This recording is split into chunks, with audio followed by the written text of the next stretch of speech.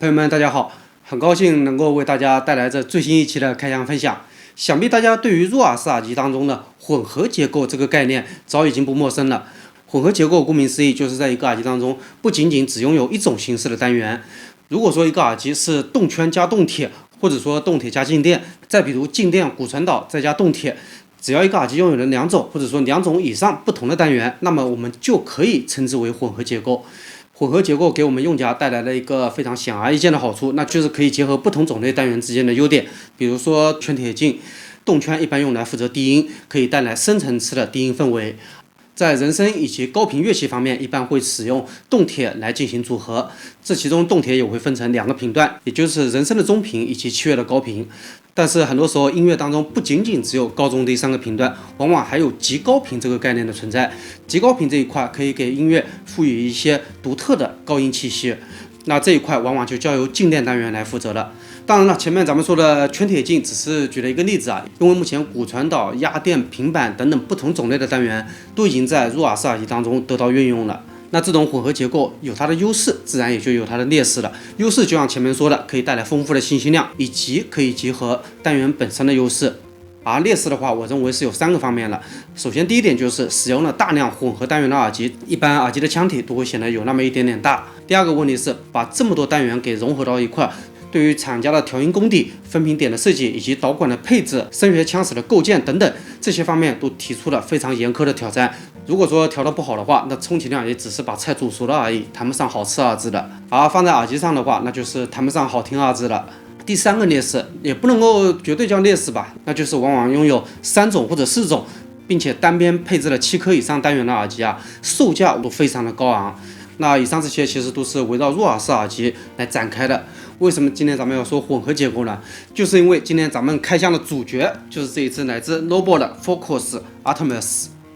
这款耳机也是融合了3种不同形式的单元，分别是平板、动铁以及动圈。前面咱们说了入耳式耳机的混合结构，其实这么多年以来啊，大家不妨在脑海当中回忆一下，无论是铁三角、歌德、拜亚、深海、Final、水月与 HiFiMan 等等，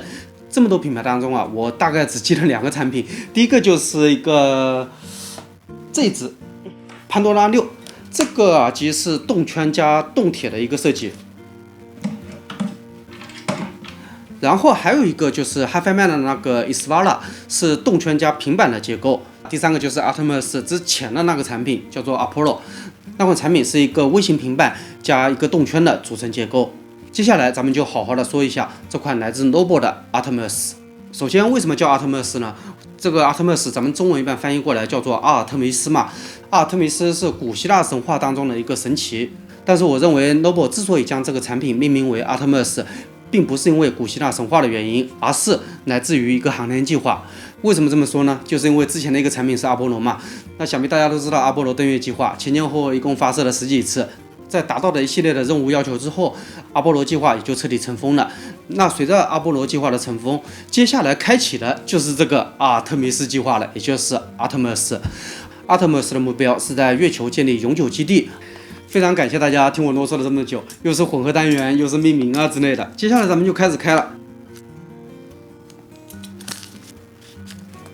咱们在表面可以看到一些基本的参数啊，这里我跟大家简单的过一下。首先是单元形式，动圈加动铁加一个平板，高通的 QCC3095 蓝牙芯片，蓝牙协议方面是蓝牙 6.0， 编解码器是使用了高通的 aptX、aptX HD、aptX Adaptive、Plus AAC、SBC 以及 LDAC。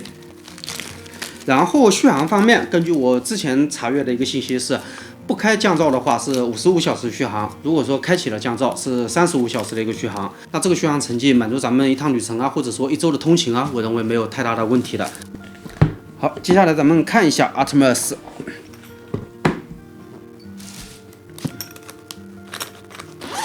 这款耳机我也是第一次打开，之前也没有看到过。这个表面好像是有一些云纹，还是一些手绘之类的一些图案。整体的一个设计，我认为做的还不错。因为这种如果说是没有图案的话，那么就会显得有一些单调嘛，也会显得有一些乏味。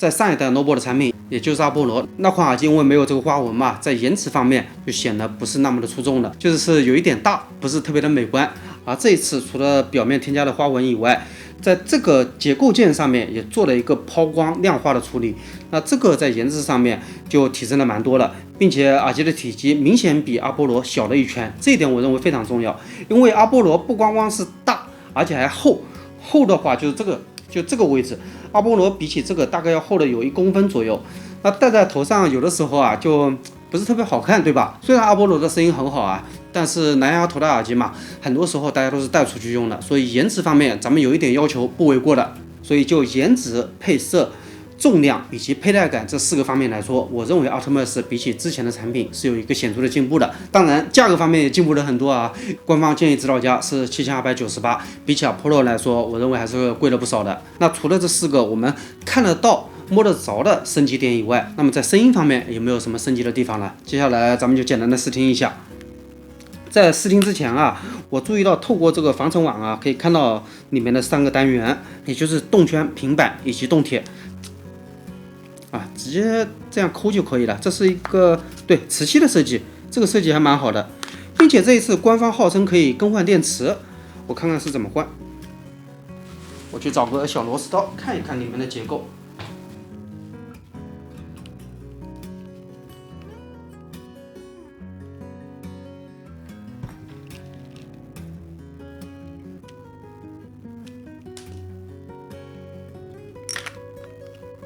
直接往外面抠就完了。不过这个电池在外面啊肯定是不好配的，所以万一啊就是这个电池再加上使用的年限比较长的话，那么可以联系我们，或者说联系代理商，也就是缔结来购买这个电池进行更换。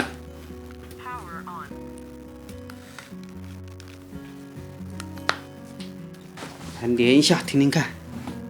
大家可以看到我这个蓝牙到底连接过多少设备，这还是删了很多的啊。大概前后后连了有几百个了，实在是太多了，所以有的时候找一个设备都找不到了。真的，就各种各样的奇奇怪怪的真无线耳机，或者说蓝牙头戴耳机，或者说耳夹啊、耳挂之类的，基本上都试过一圈了。除了咱们原生态有经销的啊，我有一个爱好，就是去数码店，比如说像韶音啊，或者说小米啊之类的。咱们作为一个音乐爱好者加器材发烧友嘛，对于没听过的，总归是多多少少有点兴趣的。所以这些年来才累积了这么多。进一个蓝牙配对模式。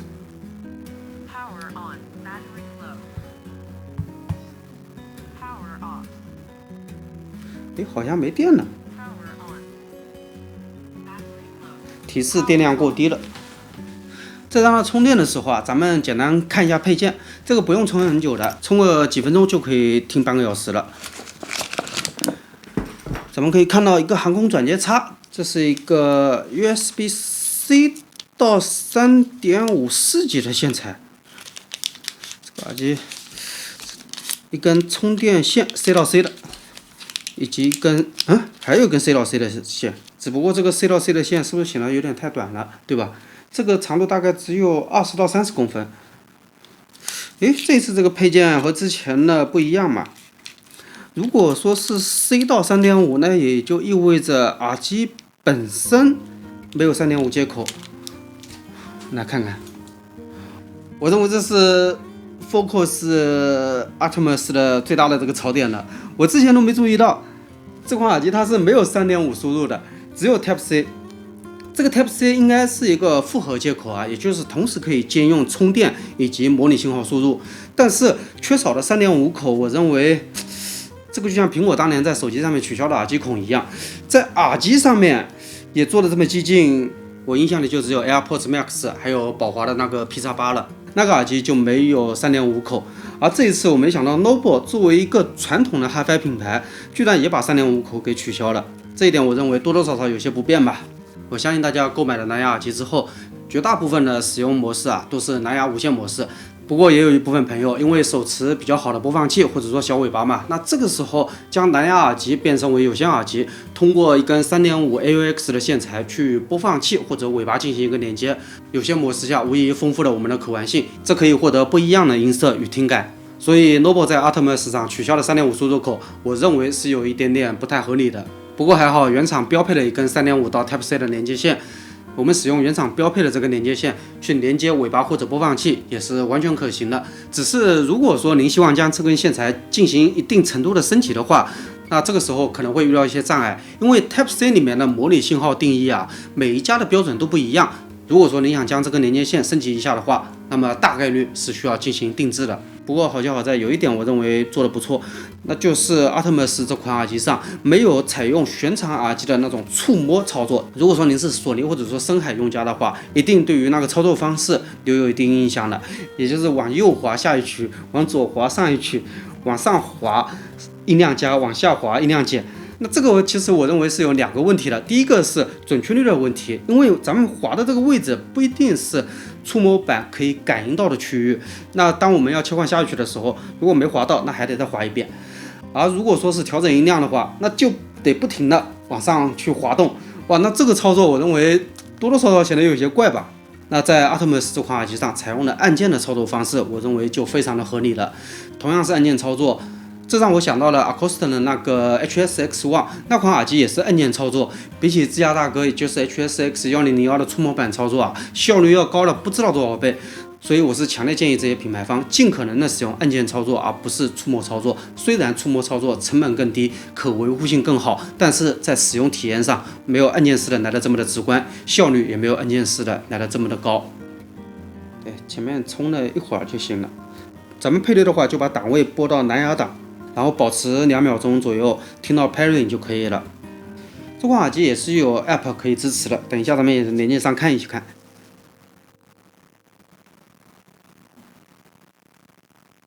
红外拍照传感器、自动关机这些功能都是全的。因为像自动关机这个功能啊，有的时候对我拿下来之后，音乐就自动暂停了。像自动关机这个功能啊，因为有些朋友听完耳机之后，不会下意识的去把耳机给关机，就随手一放了嘛，这个非常正常。所以自动关机这个功能，我认为也是用得上的。可以设置空闲5分钟到空闲120分钟，也可以设置永不关机。设置方面与之前的产品没有太多的区别，这里咱们就简单的试听一下。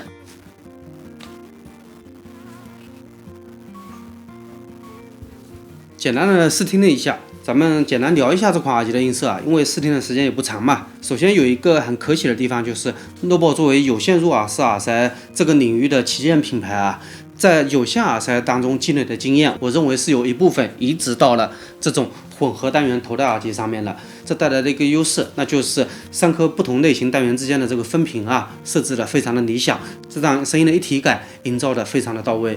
没有出现旋场的混合耳机会表现出的那种3频衔接方面的问题。这个问题在 Artemis 上面，我认为是不存在的。在声音的音色层面，就我个人的一个听感来说啊 ，Artemis 比起之前的 Apollo， 重点加强了声音音场以及高频明亮度的表现。